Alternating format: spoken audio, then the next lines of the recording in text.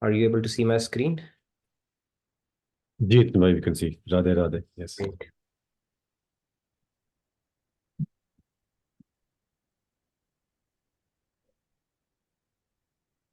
Okay, so we'll start with our opening prayers. Gurur Brahma, Gurur Vishnu, Guru Devo Maheshwaraha, Guru Sakshat Parabrahma, Tasmai Shri Guruve Namaha. Vasudeva Sutam Devam Kamsachanuramardanam Devaki Paramanandam Krishnam Vande Jagadgurum Krishnam Vande Jagadgurum. All right. So, Radhe Radhe, good morning, good evening to all of you. Very warm welcome once again. Let's get started with our topic today, like we always do. We'll start with our Soul Soup segment, where we are talking about a very important concept related to willpower. So, what we're discussing here is how do we grow our willpower? And we've already spoken about this concept as to why it is needed. It all started with having self control, and then the concept of willpower came up, which led us to discuss where does it reside. So it resides at prefrontal cortex. Prefrontal cortex. Yeah. And then it is where willpower plus self-control resides. Now, what is willpower? It talks about I want, not talks about, I mean, there are three aspects to it where you focus on this is what I want, this is what I will, and this is what I won't. Now, in relation to that, it requires training of our mind because it is a muscle like other muscles. The more you train, the more you're able to strengthen it. And different people, they do different things. Let's look at some of the saints, what they have done. Like Swami Ram Tirth, he was very attached to apples, right? Some people are attached to sweets. So some people are attached to chocolates. So he was very attached to apples. So to break that attachment, what he started doing was he would keep an apple in his room. And every time he passed it, he would look at it and chastise his mind. And after it rotted, he would throw it away and place a fresh apple. He repeated this to enhance his willpower until the mind never troubled him on that account again. So that is the training of the mind. Now, Ramakrishna Paramhans, he was very attached to, lure of money. And he would take money, taka, right? The one of the names for money is taka also. In Bangladesh currency is taka. So he will take taka in his one hand and mati, which is mud, in his other hand, and they will throw them alternately and saying taka mati, right? It sounds like a good song, but that's what he would do to break his attachment around it. Similarly, there are instances. There was a Greek guy. His name was ascetic Diogenes, I think. Diogenes. He lived in a barrel outside Athens. So what when he would go before a statue and start begging, he will say, "Please give me alms, please give me alms, please give me alms." Someone questioned him behavior. You are begging in front of the statue. What does it imply? What are you trying to do here? So he said, I know he said, the statue cannot give you anything. Why do you waste your time begging from it? And he said, when I solicit alms from public, they will insult me. And at that time, if my mind is weak, it will give up easily. But the statue cannot rebuke. And I'm strengthening my mind by practicing it. So, anyways, these are examples which people maybe who have a higher level of awareness, they practice. The concept still remains that um, you can increase your willpower by strengthening your prefrontal cortex. And that will help us in variety of activities such as avoiding distractions at work, keeping the mind focused. Keeping the mind focused is the currency of modern world. If you can do it, there's nothing more amazing than that because our mind has a novelty bias. it keeps on, fleeting from one thing to another. So if you're able to keep it focused, that's a great ability, and that can be enhanced through willpower again. Resisting temptations of the senses, that is another one. So, and it is possible only when we commit ourselves, to this act of self-control. It could be as simple as increasing the posture, avoiding sweets, refusing to succumb to the peer pressure, etc. Okay, a lot of things are there, and that's where meditation is known to help a lot, because when you are meditating, when you sit in meditation, now Vipassana is another technique, crude technique in Buddhism, where you simply tolerate sensations around it. But when you do mindful meditation, all three functions of the prefrontal cortex, which is I want, I will, and I won't, they get a workout. You do a muscle workout. So in this particular case, the workout that you are getting is happening because when you sit in meditation, you sit with a resolve that I'm going to focus on this. And those three functions, you try to stay aware of the goal when you sit in meditation. You endeavor to pull your mind away from the distraction, and you repeatedly direct the mind towards the object of meditation. So all three functions are being enhanced when you do that. And even if it is not, it is unfocused, let's say we are not able to meditate properly, still it is serving that purpose, because when your mind is going away, when it is getting distracted, you're trying to pull it back. That in movement itself is a aha moment. You are bringing your mind back. That itself is a big deal, right? Otherwise, you're not letting it wander for too long. So this serves as a simulation of real life situations where your mind, it's urging you for a distraction and you're trying to build it back. So willpower can be enhanced big time if you practice meditation, because you are strengthening all the three muscles, which is I want, I will, and I won't. And even if it is an unfocused meditation, like I've explained, it will help you to become more aware. And when you bring your mind back, because you are taking the resolve that I'm going to focus here. Okay, so with that said, we will continue on this. Maybe we'll talk about some more tools, and then through willpower, what do we do? Willpower is there. Now, every day you wake up and exercise willpower, which is a good thing. But what do you do using the willpower? That is where we will transition into something more important, which you can build using your willpower, which is the power of habits. And that is what we will continue to discuss as we go along. So with that said, let's move on and go to our shloka. We have a hard stop today, so we will calibrate or pace it accordingly. I will recite it. We'll take three hands, and I would let our co-host pick up those three lucky winners today. So let's get started. Ge Geya sa nitya sannyasi yo na dveshti na kankshati nirdvandvo hi mahabaho sukham bandhat pramuchyate. All right, three hands. Manisha ji का हाथ है, camera नहीं है, श्याम जी का camera भी है। Manisha ji go ahead. Radhe Radhe. It's okay. We'll take Radhe Radhe. Radhe Radhe, Manisha ji. ये स नित्य सन्यासी यो न द्वेष्टि न काङ्क्षति निर्द्वन्द्वो हि बाहो सुखं बन्धात्म प्रमुच्यते। Thank you, Manisha ji. Two more hands. We have tons of stuff to discuss today, and I would encourage all participants to be, wear their thinking caps on, because we're going to have an interesting discussion today. Two more hands. भैया जी Radhe Radhe. Radhe Radhe. Radhe Radhe. Radhe Radhe. ध्येय स नित्य सन्न्यासी यो न द्वेष्टि न काङ्क्षति निर्द्वन्द्वो हि महाबाहो सुखं बन्धात् प्रमुच्यते। Very nice. Thank you, Riya ji. One more hand. Ragi ji Radhe Radhe. Thank you. Radhe Radhe.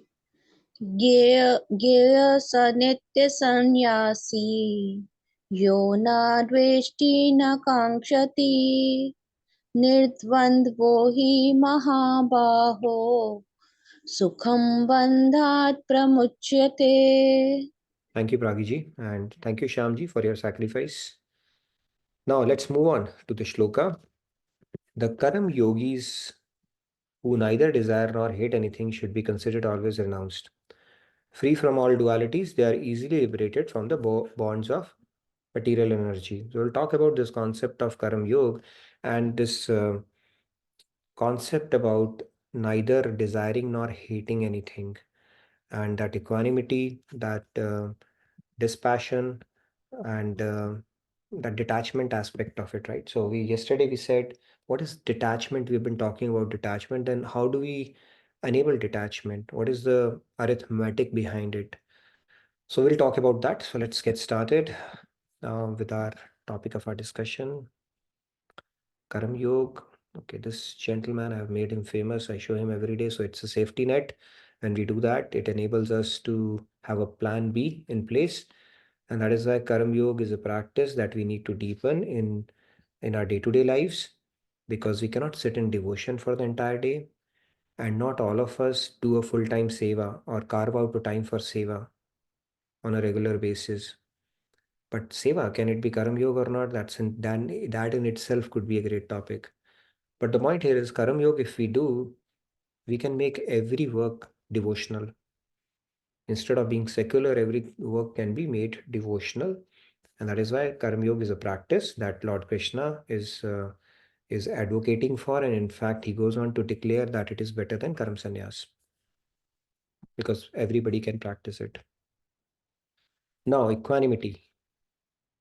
You see the balance? We do teeter-tottering between happiness and misery.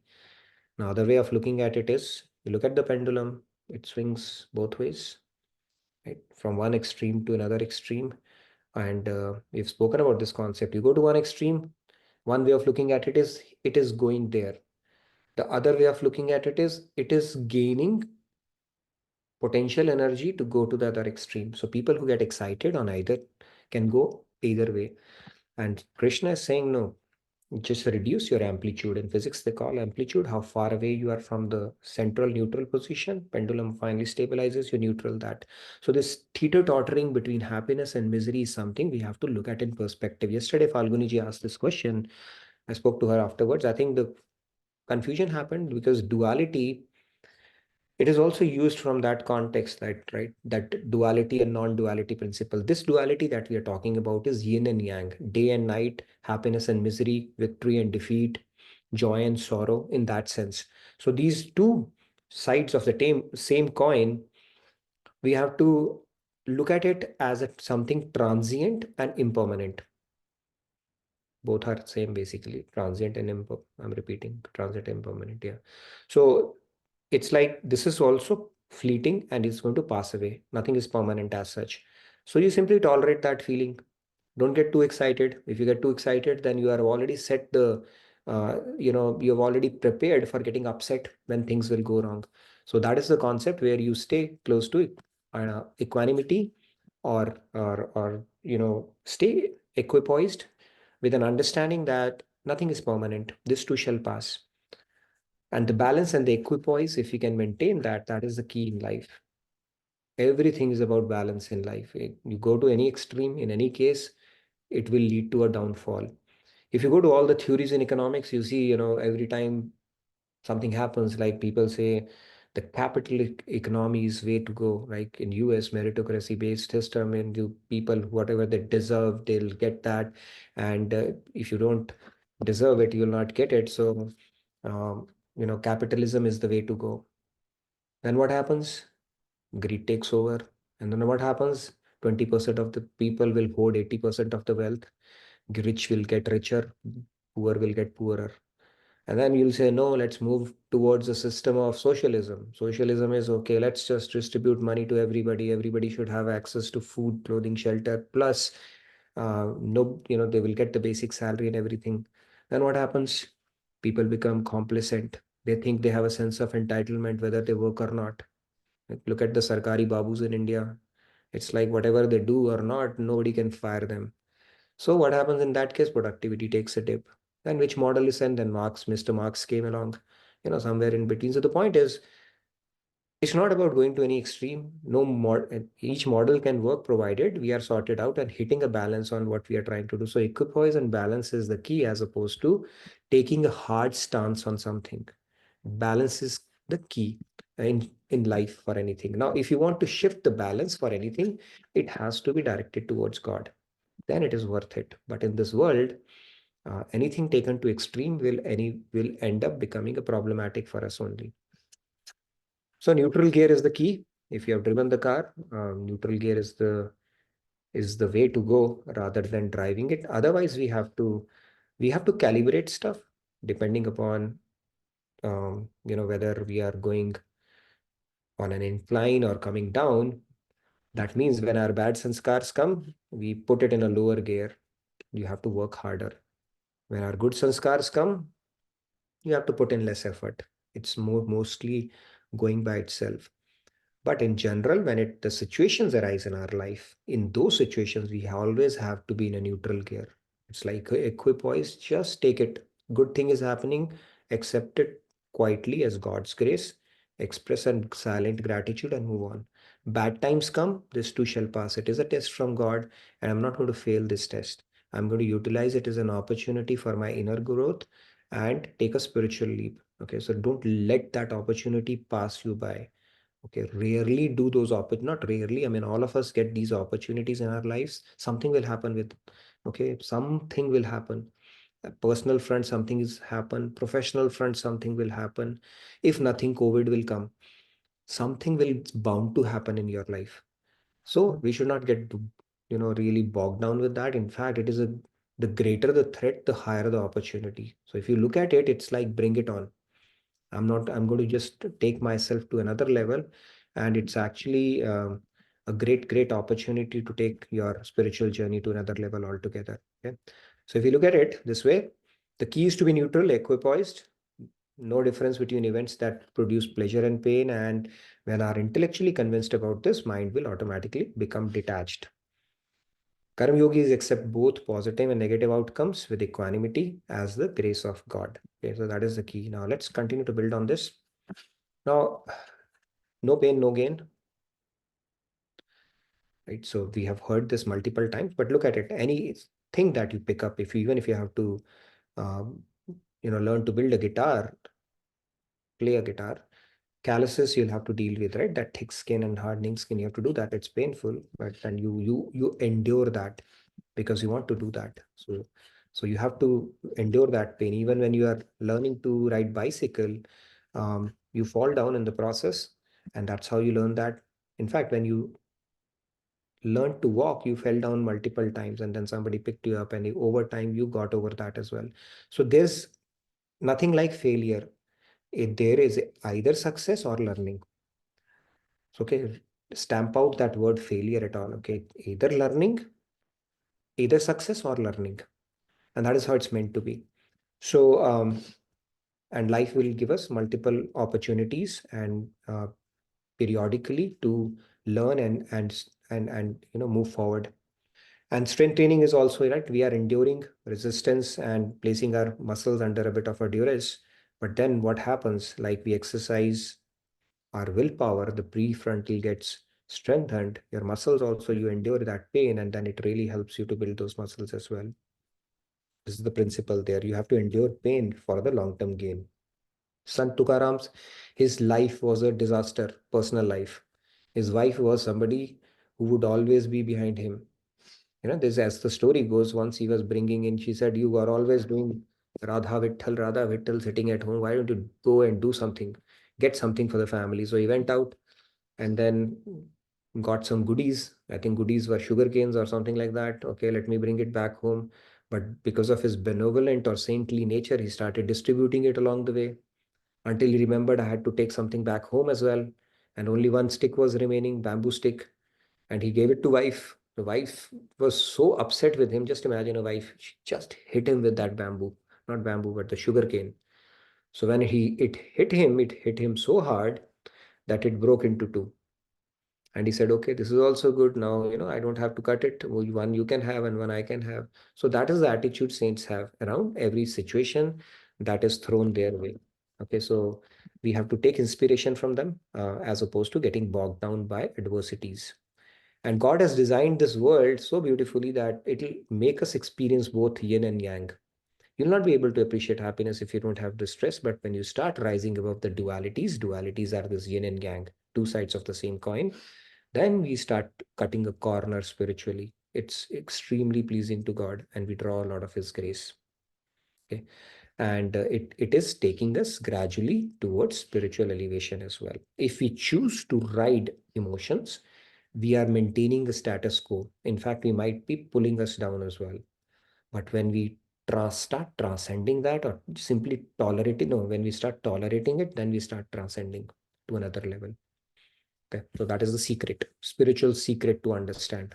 Don't get carried away is the key. So easier said than done. Of course, I fail it all the times, but at least theoretically we can understand and then try to practice it to the best of our abilities, and we'll get there. Now, story of a piece of wood. So this is the concept. Now, if you look at it, it's a pure wood, as you can see. Now, it is a log, and log is a log. So sculpture, it went to a sculpture and said, "Can you please make me beautiful? I just look like a plain bland log." Sculpture said, "I'm ready to do that, but are you ready?" So log said, "Yeah, I'm also ready."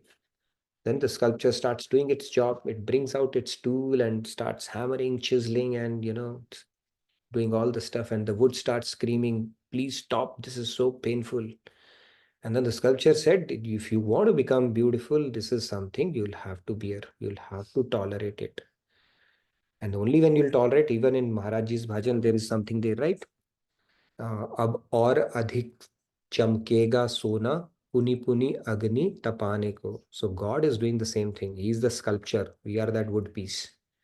But then he'll chisel you. Then the wood goes on to say, "Go ahead and do it. But please be gentle and considerate." Okay, that's the only request I have to. So God says, "Sure enough." Okay. Wood kept on screaming, but enough for today. I can't bear it any further. Please do it tomorrow. And similarly, what God does is it chisels, it designs certain chisels for us in every life. But those chisels are designed in such a way that it is within our I mean, not within, I would say exactly, but a little more than our tolerance limit. Those tests are well within our reach. I should say it that way. Because what happens is, let's say you get a test. If you are subjected to some kind of a stress which is much beyond your ability, what will happen? It will crush you down, it will demoralize you, and you will break. On the contrary, if God gives us tests, which are like chota mota tests for us, right? It's like way too below. We are way beyond, we have a much higher ability than the test demands. Then what happens?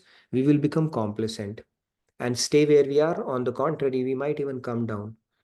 So God, what He does is He gives us test. He knows that what we are capable of. And then He gives just a little bit more than that, so that when you stretch, when you exert, when you go through that grind, you come out better, stronger out of it. And then once you have reached this level, because you stretched yourself, then He'll give a little more test, that next round of chiseling, and then you go up, and then you go up, and then you go up until you perfect yourself one day. That is the whole idea. Okay, right now, if you were perfect, that would have been pain. So the journey might be long, arduous, and may seem painful. But at the end of it, when you will get the ultimate prize of meeting God and getting the opportunity to serve Him, you will say it was well worth it. Okay, this much you can not be rest assured, you can rest assured. Okay, whatever. The sculpture was undeterred in his task, and in a few days, the wood was transformed into a beautiful deity. Now, the wood would have remained a wood. For it to become a beautiful deity, which will, people will adorn their altars with and worship it on a regular basis, for it to transform into something beautiful, it had to undergo that chiseling process. Okay, this is how this process unfolds. And this whole universe, this whole creation, Maya world of God, Maya power of God, it is actually working like a sandpaper on us. It is chiseling us, filing us, beautifying us every moment, provided you understand it. And if we truly understand this secret, spiritual secret, every opportunity that will come our way, we will focus or dovetail it towards our inner growth. And when we make inner growth as our topmost priority in life, then there is nothing that you can complain about. Everything is an opportunity. Everything is an opportunity. And the greater the threat, higher the opportunity. So with that, okay, so our hearts are rough and unfinished right now because of our endless lifetimes of attachment in this world. Now the attachment, detachment, we will move into transition into that. And if you want to become eternally beautiful, we need to tolerate this pain and let the world and God and Maya, the energy of God, Maya, do its job. Karma yogis do it, work with devotion. They're equipoised in the results and practice attaching their mind to God. Now let's talk about what happened. Okay, maybe I messed it up. So let's say these are the two things. One is attachment to the world. As you see, it's pretty colorful. And the second is attachment to God, which is bland. Okay, so let's have a quick question and then we will proceed with this discussion. Now, what will you do in order for you to, how would the arithmetic work in this case? Let's talk about that. Would you reduce your attachment to the world or would you increase your attachment to God? So first, which one should happen first for you to start progressing in this direction? Anybody who wants to take this question? Yes, Shyam Sundarji. Radhe Radhe. Increase to Now, God.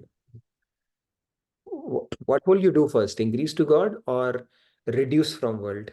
Increase to God. First things first. Okay, first things first. Fair enough. Automatically, the world will go out of the way. I think so. Yeah. Okay. All right. Fair enough. Yes, Samji. Radhe Radhe, like Swami said, attachment to the God is a priority, and the attachment to the world automatically lower things will fall off slowly. Whatever number of percentage of attachment you are doing for the God, same percentage will be decreased from the world. Very Radhe true. Radhe. You guys are rock solid in Tattva Gyan. So very true. See, one of the first not problem, I should say, the concern that arises in our conditioned mind is, oh my God. Okay, now you are going to ask me, you're going to impose a lot of discipline. I have to do this and then I have to do that, and then I have to give up parties, I have to give up socializing, I have to give up gossiping, I have to give up coffee, ice cream, all that stuff. Do you want me to become a bland person and make this very boring in my life? Lead a very boring life? This is the first concern that comes to everybody's mind when you talk about spirituality, right? And then they start talking about, okay, do a little bit, balance is the key in life, one should do everything and stuff like that. Now, the equation is very simplified by God. Okay, if you look at it from a spiritual standpoint, don't do anything. Continue doing whatever you're doing. If you enjoy drinking, continue drinking. If you enjoy partying, continue doing that. Whatever you are doing, continue to do that. No issues. Only thing you need to do in this process is you add something. Don't subtract anything. You add something. What did you add? Attachment to God. What happened as a process? Part of it vanished automatically. Did you see? I hope you are able to appreciate something increased, something decreased. Okay. So 10%, like Samji said, attachment to God. You did not do anything here, material world. Just continue there. Whatever you enjoy, continue with that. You just increase your attachment, just add something more. The other thing automatically happened, right? 20%, 20%. Right. So this is how it will work until, and in the manner you are doing it, right? Same manner it will start reducing. And when the 100% your mind is completely detached, see, even at this point you have not become God realized, completely absorbed in God. That's when the job is done basically. So you don't have to do anything different. Just add God to your life in some form or manner. Okay, it could be building a routine of attending Bhagavad Gita. It could be doing your sadhana in your in the confines of your room silently for whatever time you do, 5 minutes, 10 minutes. It could be picking up that seva that you do on a regular basis, not as per your convenience, but as per your, but with a commitment.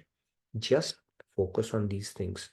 Rest will automatically happen, right? Like I think Swami Vivekanand had said, or when you start aiming for the highest, the lowest starts falling all by itself. You don't have to put in effort. And I know a lot of people who can actually, and I've personally spoken to, and maybe a lot of you can tell through your experience as well, that these things, they start falling off. It's not that you have to leave anything. You grow out of them. It is called an anarth nivritti on the path of spirituality. The friends who don't add value to your life, they will lose interest in you. So you don't have to leave them, they will leave you. Okay, so you don't have to worry about that. And the things that are not really adding value to your life, you will start losing interest out of them over a period of time. It's like, what a waste kind of a deal. So this is how the arithmetic works. And 10% your mind is attached to God. 10% you will not feel, you would have conquered anger, envy, jealousy, stress, anxiety, all that stuff. 20% you would have reduced. 40%, 60, 80, 100, done. Simple. If 10% you want to get rid of your anger, get rid of your insecurities, get rid of your fear, 10% mind attached to God. Rest will automatically follow. So that is the magic pill. So this is how the arithmetic works. You don't subtract anything, you simply add. Keep on adding, keep on adding, keep on adding, and magic will start to unfold. Okay, this is how the process will work. Now, change in consciousness. Let's have a bit of a discussion on this. Okay, I thought I had enough content, so I just breezed through it. Now I realize after not so much at all. Okay, now change in consciousness. It's me. What's me? It's me. I don't know what happened to the soul. It just, I think it came under the influence of gravity, maybe on the slide. I shifted everything, but not the soul.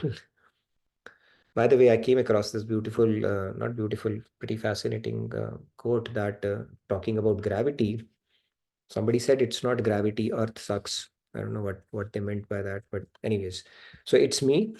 And then logical extension of me starts. My spouse, my family, my parents, relatives, my world, and pretty much my this, my that, my all, right? So all of this is mine. This is the material consciousness we right now have. When you start adding God to the mix, detachment does not mean you leave any one of them. And to hell with you, I have found a purpose in my life and I don't have to deal with you anymore. And I'm going to seek happiness and God realization. So thank you very much. It doesn't mean that. All it means is the consciousness changes from that they belong to me to I'm a trustee. And when you feel it that way, now think of it. If somebody gives you a responsibility, somebody whom you care for, somebody whom you respect, somebody whom you love, if that person comes and gives you a responsibility to take care of something in your life, won't you do it even more responsibly and even more with a lot more purpose than you would do it otherwise? If it is only for your own self, you can take it easy in life. But if, let's say, somebody whom you really value gives it to you, that sense of responsibility will drive you to do even better. That person has reposed trust in me and he's given me this opportunity. I better do a good job at it. So that consciousness changes. So belong to me can make you do patchy work because there is a selfishness there as well. But when you let go of that aspect, nothing belongs to me. Think of it, all of these things that you are looking at on the screen, which is pretty much our microcosm of our world, right? Or the world that we have, they can be snatched away from us in a moment, right? Can we say that any of it we can take along with us? Nothing. So in that sense, God has given to us for a temporary period of time for a purpose. And that purpose is to utilize all these, first of all, to work with the spirit of Karam Yoga because we have some duties towards them, towards our family, towards our parents, towards the society that we live in, even towards our own body. Because if we don't take care of it responsibly, then we are not doing a favor to ourselves. It's a vehicle that God has endowed us with. But when we do it with a sense of being a trustee as opposed to being an owner, then that consciousness is essentially what Karam Yoga is. Because now you're saying, okay, it belongs to somebody else and I'm just a caretaker, so I have to do my duty to the best of my ability in this life. That's about it. And you'll be even more responsible around it. Right? For example, money, people think of, like there are two consciousness. One is that of a Ravan, that I want to enjoy it, like Mother Sita. He wanted to marry her and enjoy. He had that kind of a consciousness to enjoy that.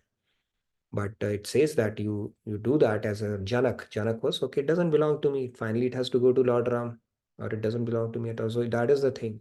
All of these, now even for your kids, even before they are your kids, we all are God's kids. They are come via God, right, to us. So if you think it that way, then you'll be even more responsible. But when you think it's mine and me and I own, then attachment will come, that unholiness will come, anxiety will come, stress will come, expectations will come. You can spoil relations, all that complications start. And that is why it said attachments that we start building because of the sense that this belongs to me and they should do like this and that. The perforations that we create in that boat, which is otherwise navigating fairly effectively in the water. Any questions so far on this topic or what we have spoken about? I'll take a quick pause. We can have a bit of a discussion because we have a hard stop at 10. Before we get into next slide has a lot of practical techniques around how to detach your mind, but it will take a bigger, broader discussion. So I will not get into that, but I think we have covered a lot. So any questions around the concept of adding God, rest all happening by itself, or how do we build a sense of being a trustee as opposed to being an owner? I think I told the story of Shivaji multiple times in the past as well, but doesn't hurt to repeat it again, that his guru, once he saw, I think Samadas, he was begging in a bowl. So Shivaji, he looked at his guru and he thought, what kind of a king am I? My guru is begging. So he goes to his guru and says that, Guruji, why do you have to beg? And he said, no, I don't need anything. I just beg so that it gives me an opportunity to engage with people and in the process, give some spiritual nuggets to them. So that is perfectly okay. He said, no, I'm a king. And he puts a slip and puts in his bowl. He said, from here on, my entire kingdom belongs to you. Okay, he offers his entire kingdom to his begging bowl. So Guruji looks at it, he opens that, he accepts it. He said, all right, I accept it. But now I give it back to you. And you go and rule. But now remember, you gave it to me. So now it belongs to me. You be a trustee. Just become a caretaker and operate. Take care of your subjects and your kingdom as a trustee, not as an owner. So what changed? Shivaji was ruling earlier as well. Now he also is ruling. His consciousness underwent that transformation, and that's exactly what we need to bring in as well. Nothing belongs to us actually. It has been gifted to us by God in this particular lifetime, and it has to be channelized for his service only, and with the spirit of that everything end of the day belongs to him only. He's given me this opportunity and I should put it to the best use, as opposed to thinking of myself as the enjoyer in the process. Yes, Akshata ji. अच्छा जी, Radhe Radhe. Radhe Radhe, Radhe Radhe, everyone. Nitin ji, I have a question that if someone we love, the person if he dies, means how we need to cope up those loss. So If how we can connect spiritual thing? Yeah. Someone is sorry, I missed that part. Yeah, if we lost someone physically, If we lose someone, means somebody dies. yes. Okay, yeah. So I know it is one of the most difficult emotions humans Yeah. have to undergo, the loss of or grieving over somebody near and dear one, right? But that's a fact of life. I think somebody went to Buddha and said, can you resurrect my son? Because I've heard you have special powers. He said, sure, I'll do that. First, get me a mustard seed from a home where no death has taken place. So how we deal with it is with knowledge and contemplation. That we are all on a journey. It's like on a train journey with our exit ticket, and nobody knows when we have to exit. All of us are on a journey with our own exit ticket, and it can happen anytime with anybody. Nobody's immune to that, right? So many people, they don't wake up any morning. And secondly, soul does not die, right? Lord Krishna himself has said, Nainam chindanti shastrani, nainam dahati pavaka. And we are simply changing body. Vasansi jirnani yatha vihai. We basically continue to change clothes every day. And similarly, we transform our body from, the soul transforms its changes the body from one gross to another, death is just a temporary phenomena, right? It's just shedding off the old worn out clothes, or when the body is not habitable for our living. So soul is on a journey. So we bring that knowledge to our head and then make peace with it, because all of us, nobody is immune to death. It's a part of life. Somebody who's born has to die, and somebody who dies has to be reborn. This is how the cycle continues. If you don't conquer that now, then again it is a bondage in mind. You have to deal with it in every scenario across, continue to do that in lifetime. Of course, you can't become immune to that. Pain will be there, but you look at it in perspective until you make peace with it. So rebound has to be quicker, and you understand the big picture. Who are we grieving for? The person has already departed. Maybe they have moved on in their journey, better journey in next life. They've already departed. Why are we grieving? It's our self-interest which is harmed. If you go deeply into this concept, your self-interest, again, it is our unholy selfishness which is the cause of our grief.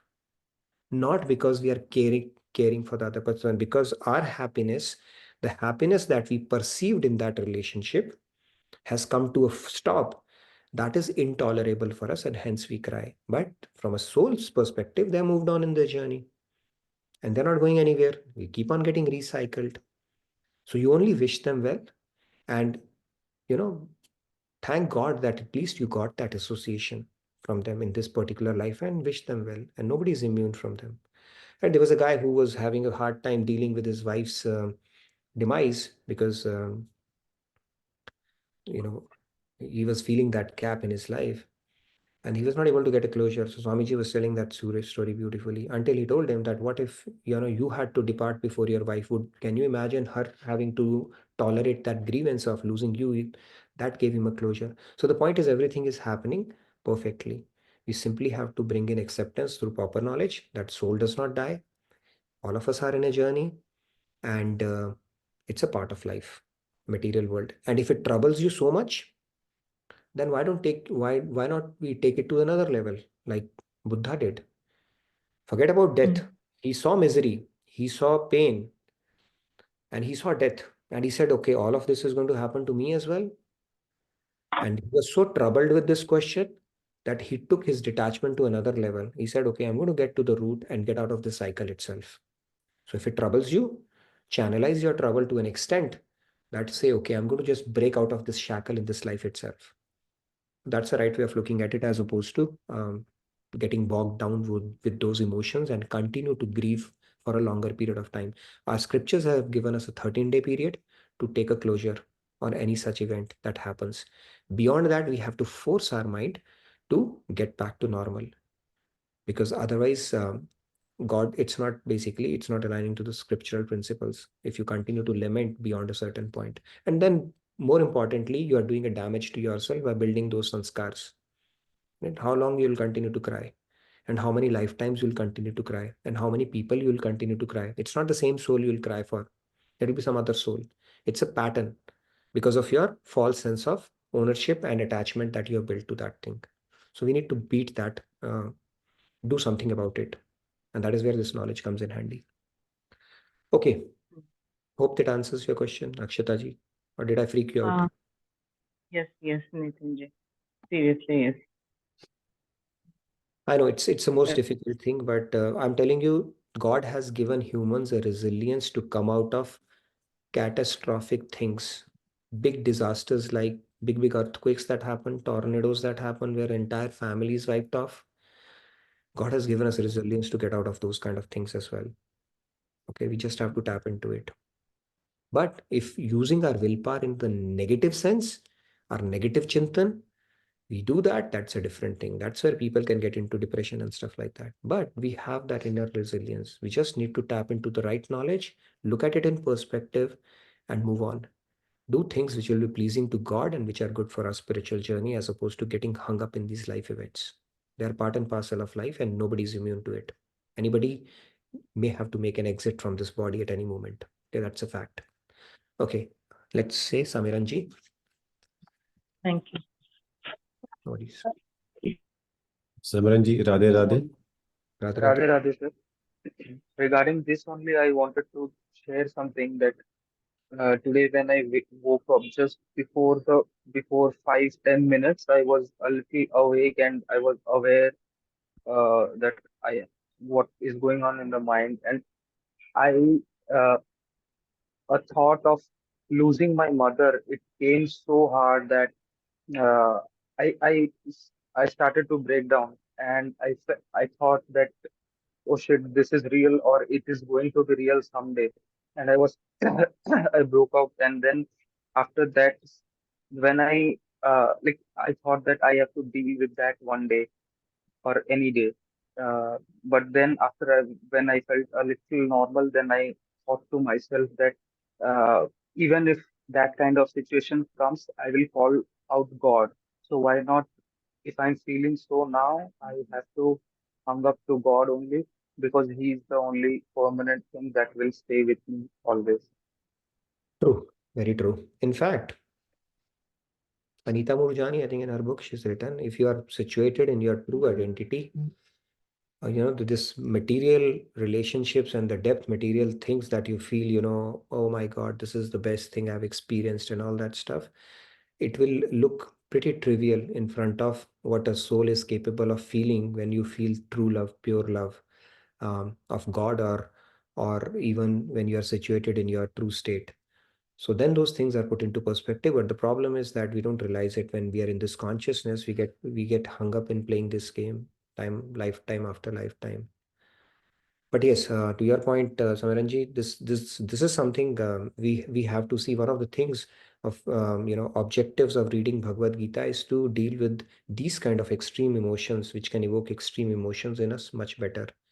And death is something which is of a near and dear one, is the hardest things for any individual to take. And that is something Bhagavad Gita definitely answers that question, and we have to keep repeatedly contemplating on that knowledge to deal with those kind of things, right? So, like, pain is mandatory because pain will happen when you lose somebody, but misery is optional. That is where we need to get better at. Rebound has to be quicker. We need to understand the big picture around it, and the fact that none of us is immune to it. We are on a journey. This cycle will repeat again, and everybody is perfectly situated where they need to be. And if they're moved on, maybe it was time for them to move on, right? God has plans for every soul, and end of the day, we belong to God. We are all His children, and that's how we take. And then thank God for the association that we get. How many of us get association, right, when we life well led, and if we have a relation in our life, even though that might be short duration, but we got that, and we just wish well for the soul, and let's move on in our lives as well. That is how it needs to be. Okay, any more questions on this? Please fill out the feedback tracker. We'll continue on this discussion tomorrow, maybe one more session on some of the more tools we can utilize for contemplation to develop this aspect of detachment. What is detachment, and how do we increase our detachment, different scenarios in life? Any more questions? In the window, there is a concern from Falguni ji. She is asking, is there a difference between consciousness and mindfulness? And also, she is saying, once again, thank you, Nitin ji, for answering a question on duality. Thank you so much. There is so much clarity in your thinking. Yeah, no worries. Thank you, Falguni ji, for asking that question, because sometimes I assume that we've already covered that, but I think it's good that you asked that question and gave me an opportunity to clarify it further. So consciousness is a symptom of soul. Consciousness is a symptom of soul. Yes. Mindfulness is basically, now how do I explain mindfulness? Okay, mindfulness. So consciousness and mindfulness are different things. Okay, it might be interchangeably used in some book or somewhere. If you purely ask what is consciousness, it is a symptom of the soul. When soul departs the body, you lose consciousness. Same body which people loved few hours back, they will say, take it out. And body is still lying there. Why? You have a problem with that now? Because consciousness has departed. Mindfulness is more about what you bring to your mind, the thoughts that you bring to your mind, awareness around what is happening. So mindfulness is, I hope you're meaning mindfulness, not mindfulness, right? So mindfulness is having that awareness, what is going on in your mind. that means you are not your mind. If you can read something, that means you are different from the object that is being read. That means that awareness, and that tool is called in our scriptures witness consciousness. It is called witness consciousness, where you can witness your thoughts, what is going on in your head. It's generating some thoughts and stuff like that. So that is what how is mindfulness enabled? Through consciousness. Is consciousness and mindfulness same? No, they are not. Technically, they are not. Consciousness is a symptom of the soul, and consciousness, because we are not inert, we are chetan, we are living. That enables mindfulness because our mind is active. A dead person cannot have a mindfulness. So that means when consciousness goes away, your mindfulness also goes away. So they are technically different. One is a tool, mindfulness is a tool, consciousness is enabler of that tool. I hope I answered your question.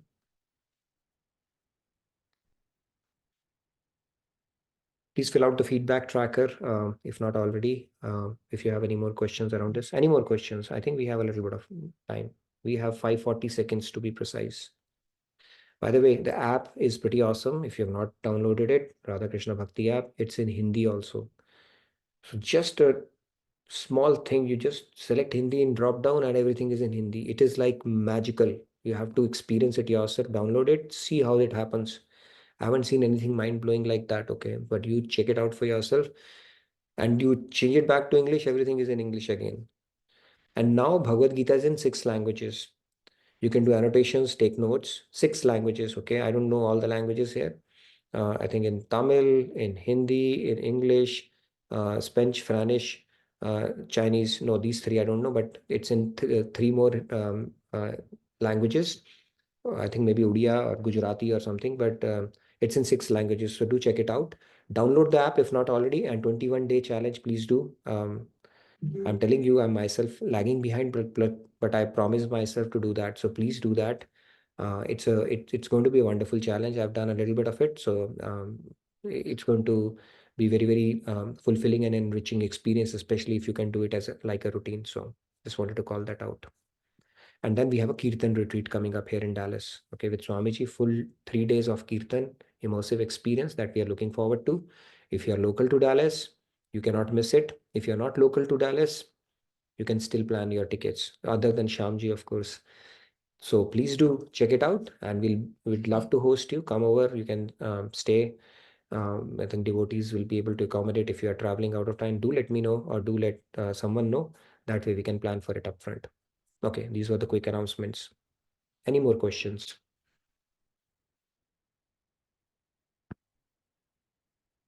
Somebody has to ask something, and few hands ji, will come. आपने जो the example gave of apple, and then we have some devotees here who have addiction for chai and coffee. How do we go over it? Go off it? I don't know about that. See, when I talk about things, it seems hypocritical, like, right? Because I'm myself addicted to so many things, then how can I tell? But if scripturally speaking, or simply going by the theory aspect of it, we do it by negating the senses. Mind will start to cooperate when you negate it, or repeatedly tell it, no, I'm not going to listen to you, Mr. Mind. You are again playing tricks with me. That is the example. So if you have in this case, I'm not going to experiment with besan ka laddu, but something that you really love, that you find very tempting, put in front of you and say, okay, I'm just going to see it, not do anything with it. Okay. I'm see it, not do anything with it. That is one way of negating your, taming your mind. It's like you feel like doing it, eating it or whatever, and still don't do it. So that is one way. But you figure out your own ways of doing that. For some, if it works, not buying it at all, that is what I'm doing right now with sweets, which is fine, but you're really not working at the root. It's a symptomatic cure. Why? Because the day it presents itself, what are you going to do then? So when it's there in front of you and still you can exercise that restraint, that is where the real thing is. So try thing, and please do share with us if you have tried something which has worked for you. It will help everybody else as well. Yes, Monica ji. Radhe Radhe Nitin ji. Radhe So Radhe. why do anything about it at all? It's not harming, right? If it's not harming, you don't have to do anything about it. See, Right? I mean, it is just like 1 or 2 cups when you're meeting somebody. It's not a spiritually, compulsion. yeah, and so I'll again, if you ask me, scripturally speaking, anything that tinkers with your mind, artificial tinkering with your mind, you should refrain from that. That's all it says. Now, if it has caffeine, that's fine. But beyond that, I don't want to say anything, okay? I'm guilty of doing that, so what do I say? Anyways. Yes, Himanshu. We'll have this discussion over chai in the temple. Yeah, let's do it charcha over chai on this one. Sure. Yes, Himanshu, let's take quickly maybe a minute each for the remaining participants, and then we'll wrap up the session because there's another session that is going to start in a few minutes. Yeah, sure. Radhe Radhe, Nitinji, Radhe Radhe, everyone. Radhe Radhe. Yeah, I just wanted to say that the point about chai addiction and what the earlier devotee was saying, like the thought of someone, some loved one getting away from us.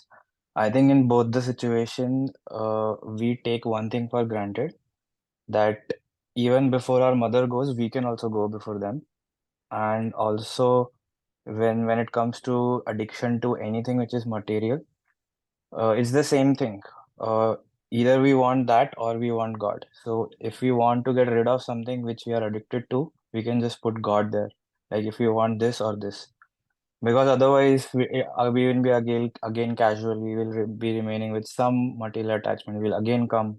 We don't even know when we will come again. So True. yeah, I think that is. And one more thing, just one line, that recently in Swamiji's book, Art and Science of Happiness, in relationship, happiness at workplace, there is a very good chapter at the end if someone wants to read, feeling the presence of God. And that is actually really like very short chapter, but it's really good. It actually teaches us how every day we can like put reminders that we need to feel the presence of God all the time, everywhere. Thank you, Himanshu, for saying that. That's true. That's one of the very powerful tools. It's like wherever your mind goes, put God there. Okay, after a while, your mind will start, cooperating with wherever your object of attention or or desire goes. Put God there. After a while, your mind will become, all right, fine, Krishna. You find your way in everything. Yes, Pratyusha, last one, real quick. Radhe Radhe everyone, Radhe Radhe sir. Actually, just a small thing about the tea, that actually my husband loves to drink lot of tea, in a day, like maybe 5-6 cups. So I'm just the opposite. I don't drink tea at all. So then, like after marriage, I just just to give company to him, I started drinking. So I don't know. Last year, he out of a blue, he said, let's stop it. It is called Sangha Karang. In this case, Kusang. Yeah, correct. That's fine. So in last year, he just out of blue said that I'm going to stop it. And what I've noticed in him, the change that I've noticed is he's very calm. Just during office hours or anything, somebody says something, usually he will get some irritation. But now he's very calm. But we still crave that taste, so we've just changed it into decaf. Or decaf coffee, decaf tea. So the taste is there. Yes. So we try that, and yeah, sorry, go ahead. the level of agitation is also same, like no agitation. Yeah, I think it's a pretty, it will stir up a lot of emotions when we bring in chai. We'll continue on this discussion. I think more than chai, it's that sensation that you enjoy something hot and all that stuff, right? It goes, but we'll talk about it. How can we systematically break it out where you grow out of it, right? If at all. But good I did ask him, like I have to do some research on whether it is connected to some kind of an agitation. And while we are talking, I just made a random search, and this is, yes, if you're too much addicted, it does cause mental agitation. True. Thank you, Pratyusha. So we have one more minute. Anybody, I think Shilpa ji, Shilpa had raised hand, so maybe you can put your question in the feedback tracker. Tomorrow we can discuss it. So with that said, I'll hand it over to Sunil Bhai and Ajay if you're there, and we'll continue our journey tomorrow. Continue with the same shloka and peel some more layers around it. So Radhe Radhe, good night, good day from my. Thank you, Nitin Bhai. Thank you, everyone.